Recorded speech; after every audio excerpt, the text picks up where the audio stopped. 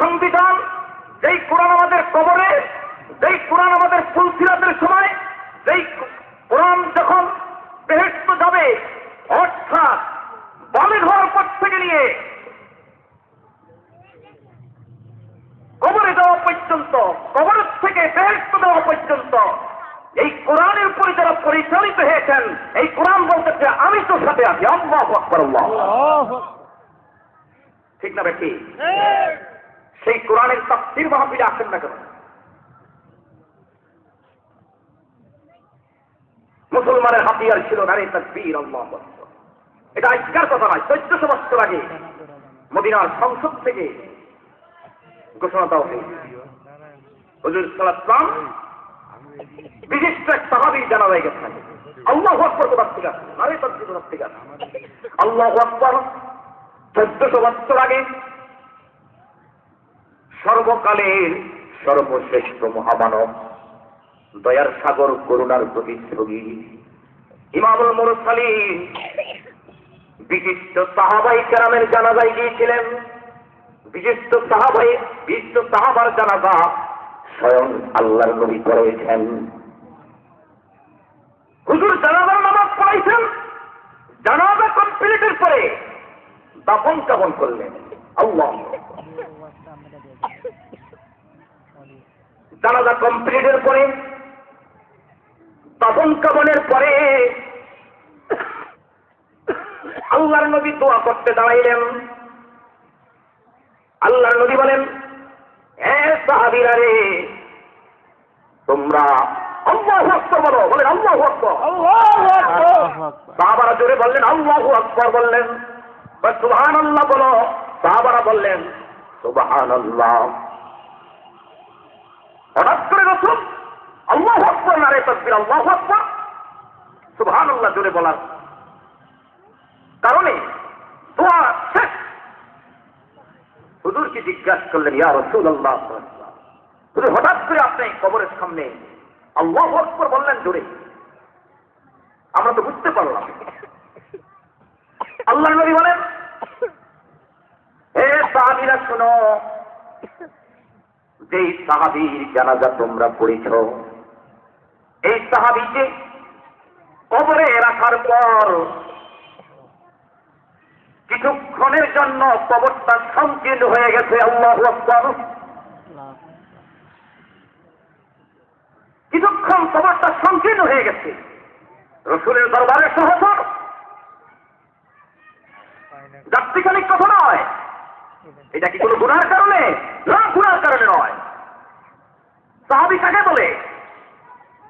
ও নূরে সাহাবা হরকতে আদা খান্দাগান, को मुझे चिराग को बुझाया न जाएगा।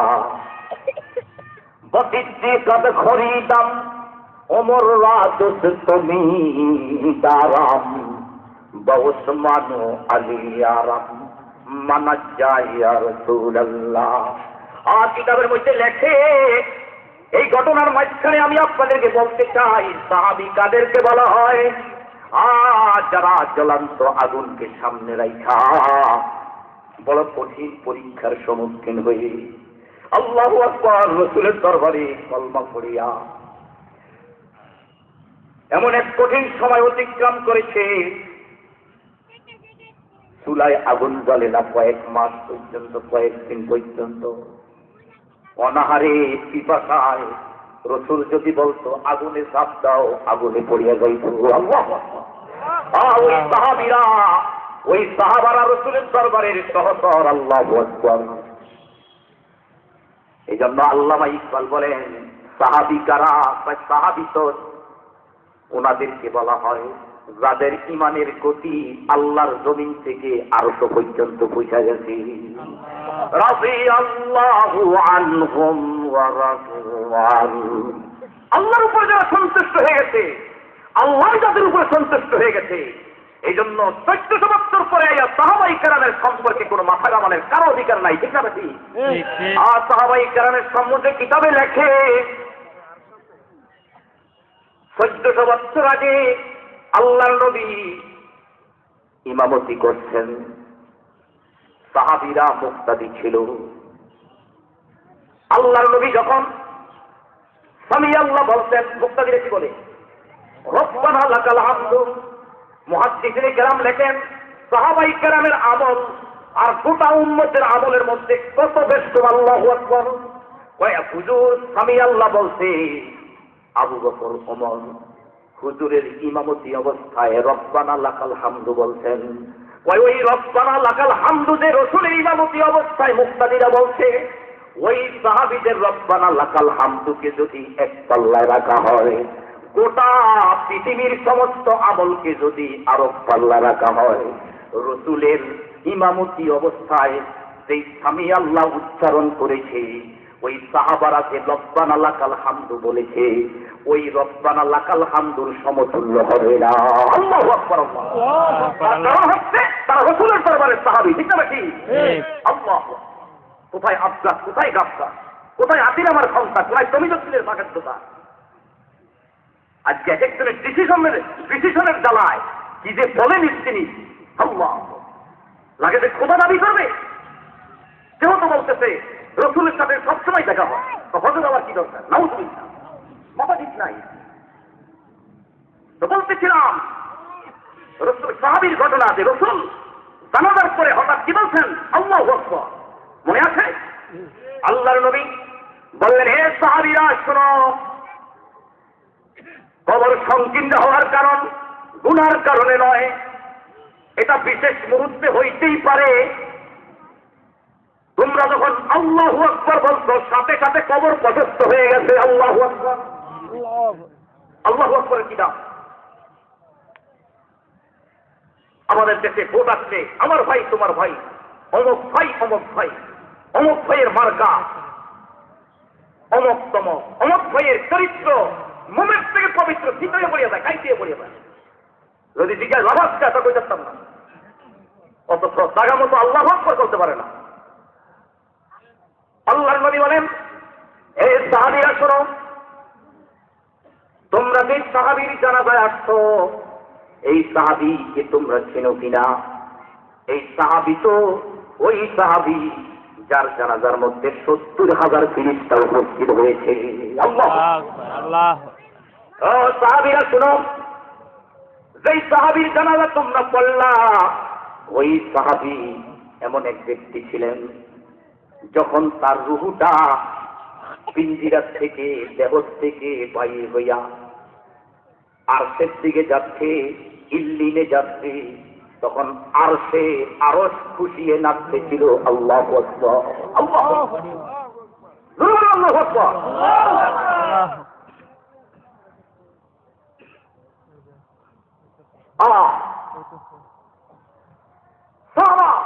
সাহাবীরা রাসূলের দরবারে সহচর ছিলেন। মদিনার প্রধান ভাইস চ্যান্সেলর আবু বকর সিদ্দিক রাদিয়াল্লাহু ছিলেন, দ্বিতীয় ভাইস চ্যান্সেলর ওমর ইবনে খাত্তাব রাদিয়াল্লাহু, তৃতীয় ভাইস চ্যান্সেলর ওসমান ইবনে আফফান, চতুর্থ ভাইস চ্যান্সেলর আলী রাদিয়াল্লাহু। আজ তো পাইলে আবু বকর, ওমর, ওসমান, আলী সে খোদা। আজ তো পাইলে আবু বকর, ওমর, ওসমান, আলী সে খোদা। আজ তো পাইলে গাউসুল আজম, মহিউদ্দিন, আব্দুল কাদের জিলানী। মদিনার দরবারের সহচরের হুজুর দুনিয়ার থেকে যেদিন মদিনার ভূগর্ভে চলে গেছে আল্লাহর ডাকি, মদিনার হুজুর যেই মেহরাবে দাঁড়াইছেন, হুজুর যেই মুসল্লাতে দাঁড়াইছেন, হযরতে আবু বকরে সেই মুসল্লার অধিকার হয়ে গেলে। আল্লাহ, এই মুসল্লাতে জানাজার মানুষ দাঁড়াইতে পারে না। মদিনার প্রধান ভাইস চ্যান্সেলর আবু বকর সিদ্দিক রাদিয়াল্লাহু। রসুলের আদর্শ ছাড়া, রসুলের যেভাবে চলছেন, উনি যে হেদায়েত দিয়েছেন, এর কোনো বিকল্প নাই। ঠিক না বেশি? এইটা ছাড়া কোনো রক্ষা নাই। রসুলের আদর্শের উপরে যদি একটা হাফসি, ওয়াইনকার আফদাল হাফসিয়া, যদি একটা কালো গোলাম হয়, তার কাছে রসুলের আদর্শ আছে, তাহলে তাকে অনুসরণ করতে হবে। ঠিক না বেশি? রসুলের দরবারে ছিলেন, কালো দেখতে ভালো না। হযরতে বেলাল হাফসি রাদিয়াল্লাহু, হযরতে বেলাল হাফসি রাদিয়াল্লাহু, হুজুর মহাবিশ্ব মেরাজ যাচ্ছেন, হুজুরে দেখতেছেন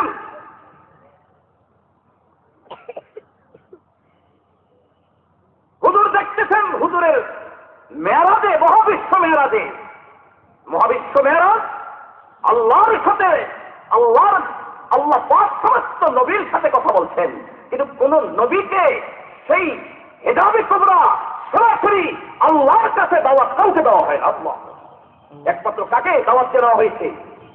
হুজুরে পাক সাল্লাল্লাহু আলাইহি বন্ধুকে বন্ধুর বাড়িতে দাওয়াত দিয়ে নেওয়া, বাড়িতে দাওয়াত দিয়ে সেখানে সরাসরি কথা বলছে। হযরত বেলাল হাবশী হুজুরে মহাবিশ্ব মেরাজ যাচ্ছেন, হুজুর দেখতেছেন সামিলতু খসখসাতুন নালাইন, হুজুরে দেখতেছেন জুতার আওয়াজ শোনা যায়। মেরাজে যাচ্ছে, হুজুরের আগে জুতার আওয়াজ শোনা যাইতেছে।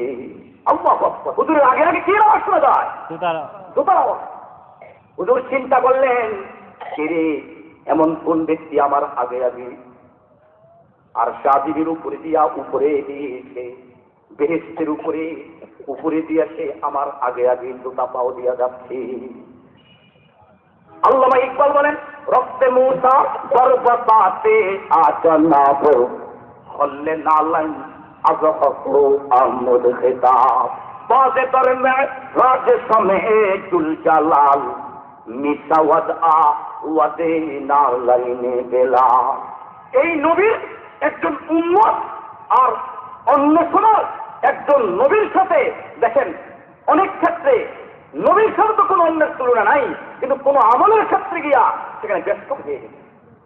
হুজুর মহাবিশ্ব মেরাজের থেকে আসার পর হুজুর চিন্তা করলেন ব্যাপারটা কি, কার জুতার আওয়াজ শোনা গেল? কিন্তু যখন সেই জুতার আওয়াজ শোনা গিয়েছিল তখন কি বলেছিল যে জুতা খোলো? বলেন, জুতা খোলার আদেশ দিয়েছিল না।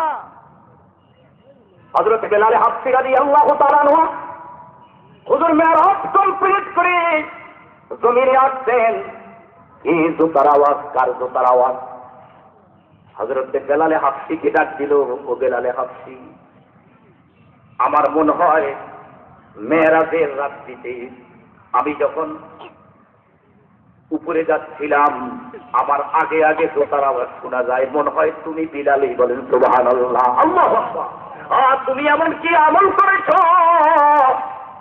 আমাকে শোনাও। হযরত বেলাল হাবশী বলেন, হুজুর আমি কালা মানুষ, সাধারণ মানুষ। আল্লাহু আকবার।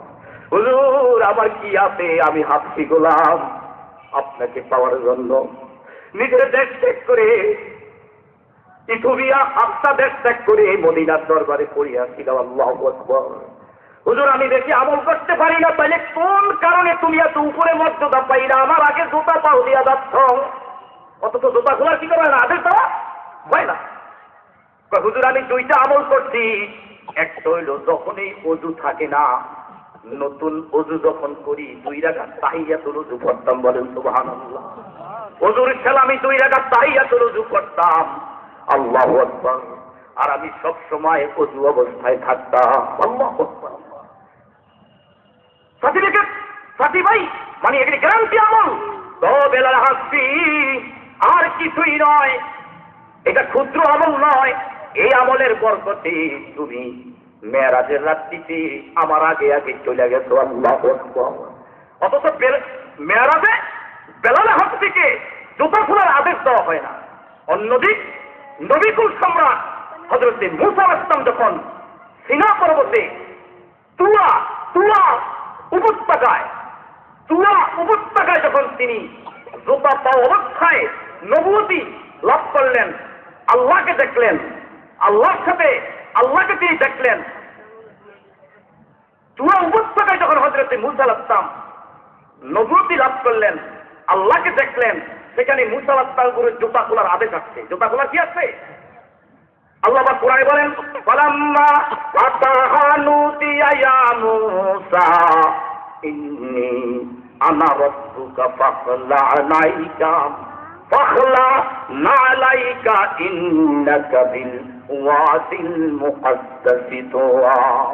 আল্লাহ পাক বলেন ওয়ালাম্মা আতাহা নুদিয়া ইয়া মূসা ইন্নী আনা রাব্বুকা ফাখলা নালাইকা ইন্নাকা বিল ওয়াদিল মুকাদ্দাসি তুওয়া ওয়া নাখতারতুকা ফাত্তাবি'নি লিমা ইউহা ইন্নানি আনাল্লাহ।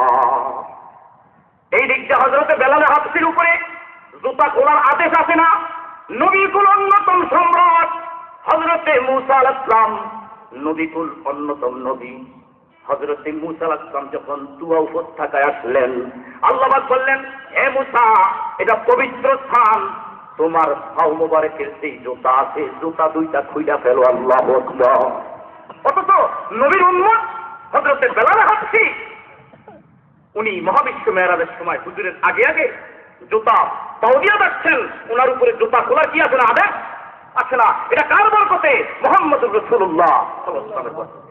এই জন্য আল্লামা ইকবাল বলেন, বাজে দরেন রাজে সমে জুল জালাল মিশাওয়াত আ ওয়াজে না লাইনে বেলাল রস্তে মূসা বরবতাতে আ জনাব খল্লে না লাইন আজহকু আমদ খেতা।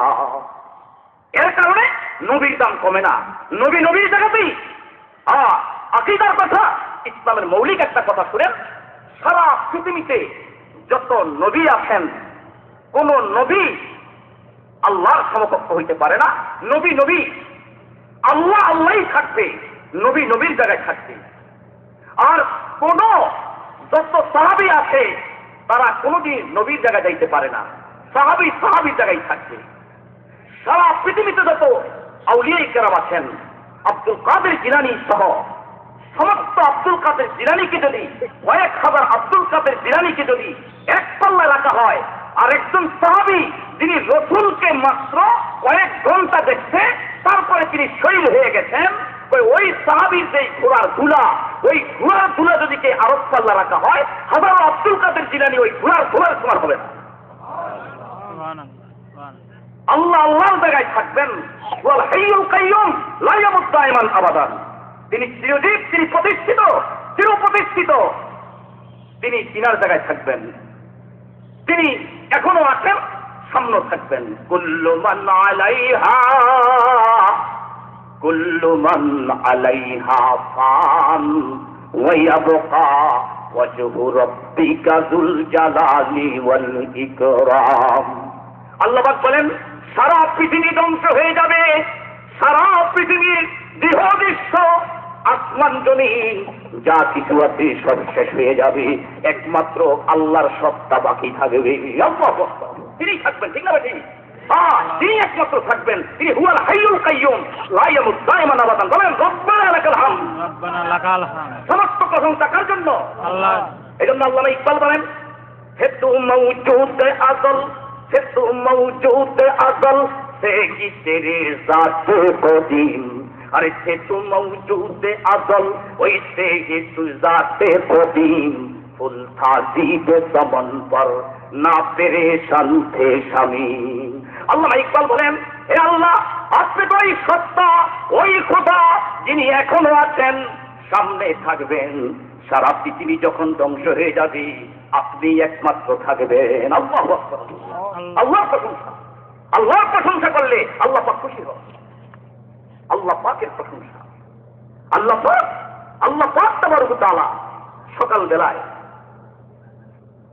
ফুল ফুটে থাকে, সেই ফুলের থেকে যে সুবাস বাতাস আসে, আল্লামা ইকবাল বলেন, হে আল্লাহ, ওই বাতাসের সাহায্যে ফুলের সুগরানের ব্যবস্থা হয়, এটা আপনারই ক্ষমতা। আল্লাহু আকবার। ফুল তাজিবে সমন পর না পেরেশান थे शमीम। এজন্য আমরা আল্লাহ পাকের নবীর উম্মত হইতে পেরেছি, এটা শুকর আলহামদুলিল্লাহ, আল্লাহ পাকের নবীর উম্মত হইতে পেরেছি।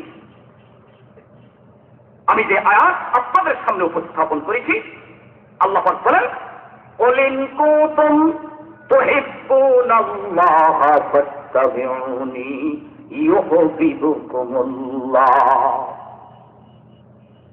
এই আয়াতকে সামনে রেখা আমি আপনাদেরকে তাফসীর করার চেষ্টা করছি। আল্লাহ পাক বলেন, এ বান্দা তুমি যদি আমি খোদাকে অর্থাৎ আল্লাহ বলেন আমাকে যদি মহব্বত করে এই দাবিদার হও যে আমি আল্লাহকে ভালোবাসি,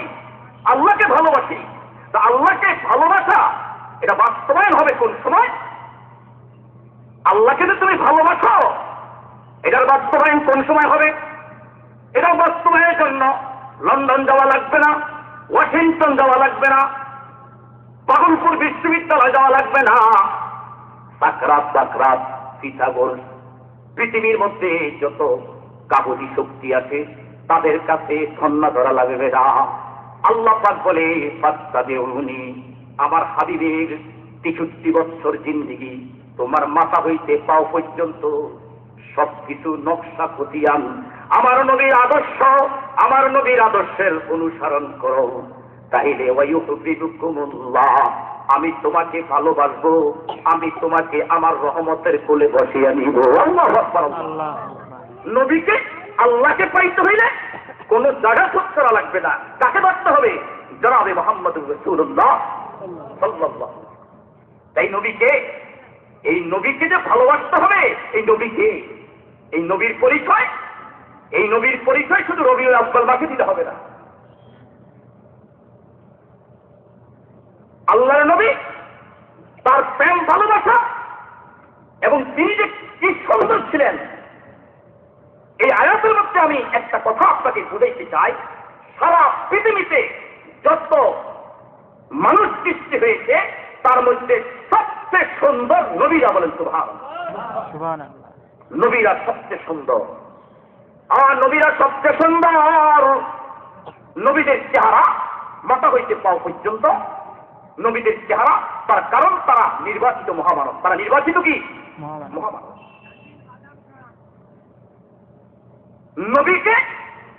নবী মানুষ কিন্তু মহামানব, শ্রেষ্ঠ মহামানব, বলেন শ্রেষ্ঠ মহামানব, সাধারণ মানুষ নয়, শ্রেষ্ঠ মহামানব। নবীদের পেশাব, নবীদের পায়খানা, নবীদের ঘাম, নবীদের রক্ত, নবীদের স্ত্রী আমাদের থেকে সব ভিন্ন।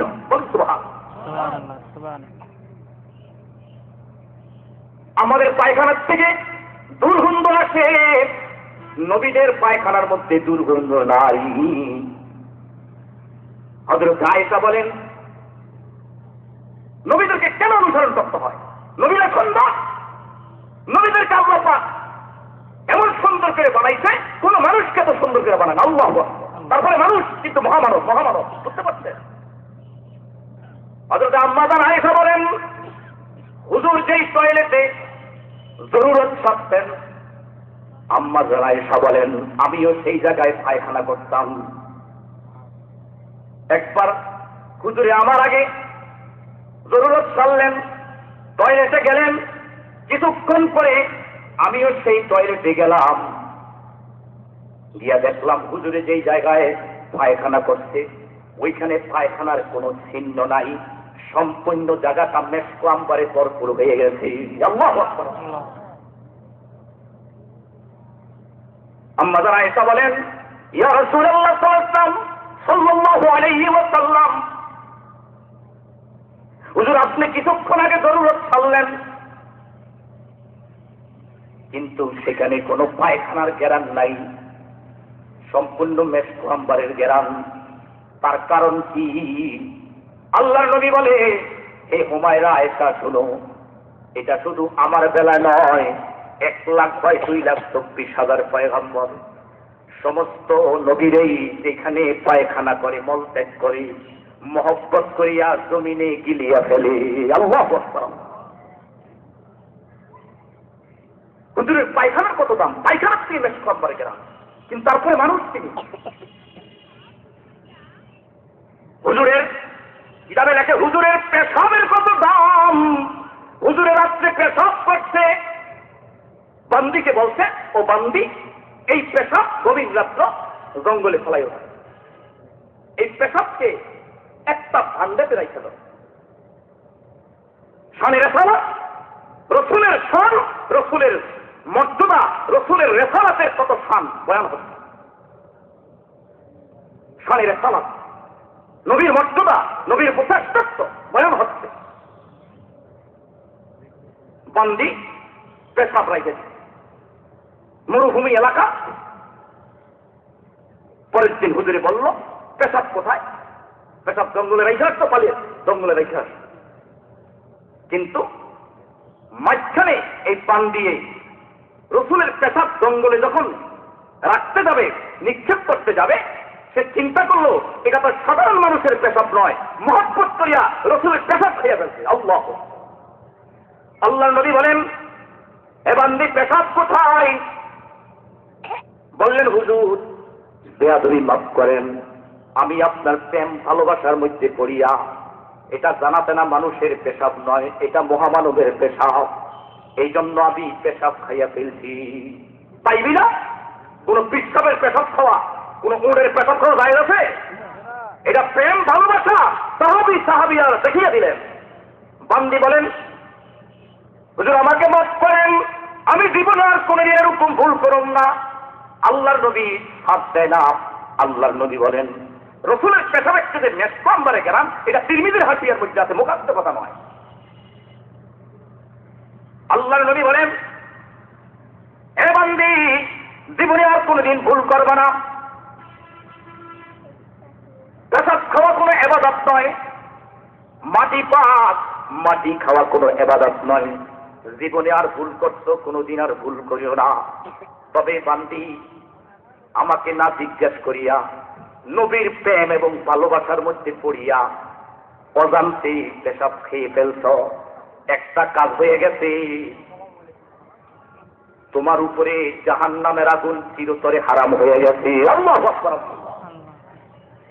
এটা সাধারণ মানুষের পেশাব। আল্লাহ, তাই বলে পীর দরবারে গিয়া ওদের পেশাব খাওয়া আর পীরকে চেষ্টা করা যায় আছে? এই কোথাও কার জন্য? আল্লাহ পাকের জন্য।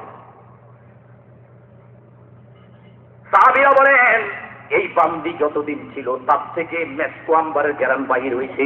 তার কারণ তার পেটের মধ্যে কার পেশাব? রসুলের পেশাব থেকে। এটা বিশেষ মুহূর্তের খবর। আলগা মিষ্টি খাওয়ার এই সমস্ত মহব্বত না। আল্লাহ, রসুলের পেশাবের কত দাম, রসুলের পায়খানার কত দাম, রসুলের ঘাম কিতাবে লেখে, রসুলের এই ঘাম সাহাবারা এইভাবে শরীরের থেকে কাঁচিয়া নিয়ে দেয়, কাঁচিয়া নিয়ে বোতলে ঢুকিয়া মেসকো আম্বার হিসাবে আসর ব্যবহার করা লাগতো না। আল্লাহু আকবার, মাসকে মাস ব্যবহার করত। রসুলের ঘামের কত দাম। আর থেকে রসুল তাদেরকে বলা। আল্লাহু আকবার। রসুলের রসুল যেই জায়গা দিয়ে যাইতেন কিতাবের মধ্যে লেখে 40 দিন পর্যন্ত মেসকো আম্বারের গ্রাম ওই রাস্তায় থাকতো। আল্লাহ, একে অপরকে জিজ্ঞাসা করত, হায়রে এই রাস্তা দিয়ে মেসকো আম্বারের গ্রাম কেন যায়? কয় মন হয় দিনের নবী মদিনার নবী এই রাস্তা দিয়ে গেছে। আল্লাহ আল্লাহ আল্লাহু আকবার। কেমন নবীর উম্মত আমরা হইতে পেরেছি। ও মুসলমানেরা শুনেন, নবীদের উপরে মশামাছি বসা হারাম ছিল। আল্লাহু আকবার। এই জন্য কিতাবের মধ্যে লেখে, হাদিসে পাকে লেখে, এই আয়াত যখন নাযিল হইছে সাহাবায়ে কেরাম রসুলের মহব্বত কিভাবে দেখাইবে, অস্থির হয়ে গেছে। হায়রে রসুলের অনুসরণ করলে আল্লাহকে পাওয়া যায়। আল্লাহ, একটা মানুষ বালে ঘর থেকে নিয়ে শেষ নিঃশ্বাস পর্যন্ত আল্লাহর নবী কিভাবে দাঁড়িয়ে রাখছে, আল্লাহর নবী কিভাবে টিলাগুলো ব্যবহার করছে, আল্লাহু আকবার। আল্লাহর নবী কিভাবে চুল রাখছে, আল্লাহর নবী কিভাবে মুখ কাটছে, আল্লাহর নবী কিভাবে নখ কাটছে, আল্লাহর নবী কিভাবে স্ত্রীদেরকে পর্দায় রাখছে, আল্লাহর নবী আল্লাহু আকবার কিভাবে তিনি স্ত্রীদের সাথে জীবন যাপন করছে, কিভাবে তিনি খানা খাইতেন, কিভাবে তিনি রাস্তা দিয়ে চলতেন। আল্লাহু আকবার। কিভাবে তিনি 5 ওয়াক্ত নামাজ পড়তেন, কিভাবে মাহে রমজানের রোজা রাখতেন। এই বালেগ হওয়ার পর থেকে নিয়ে হুজুরের এই আদর্শকে সামনে রাখা যে শেষ নিঃশ্বাস ত্যাগ করতে পারছে, কিতাবের মধ্যে লেখে ওই লোকটাকে কবরে রাখার পরে, কবরে রাখতে দেরি আছে, নবুয়তের গাড়ি দিয়া আল্লাহু আকবার মদিনাতে পৌঁছাইতে দেরি হবে না। আল্লাহু আকবার। আল্লাহ, মদিনাতে পৌঁছাইতে দেরি হবে না। আল্লাহ বলেন তুমি চেষ্টা করতে থাকো, রহমতের দরজায় বাড়িতে থাকো, রহমতের দরজায় বাড়ি দিতে থাকো। এমন একদিন আসবে রহমতের দরজা খুলে দেবে, আল্লাহর সাথে দেখা হয়ে যাবে। আল্লাহ রসুল রসুল রসুলদেরকে আল্লাহ কত সুন্দর করে বানাই। সাহাবায়ে কেরাম বলেন রাসূল সাল্লাল্লাহু আলাইহি ওয়াসাল্লাম যত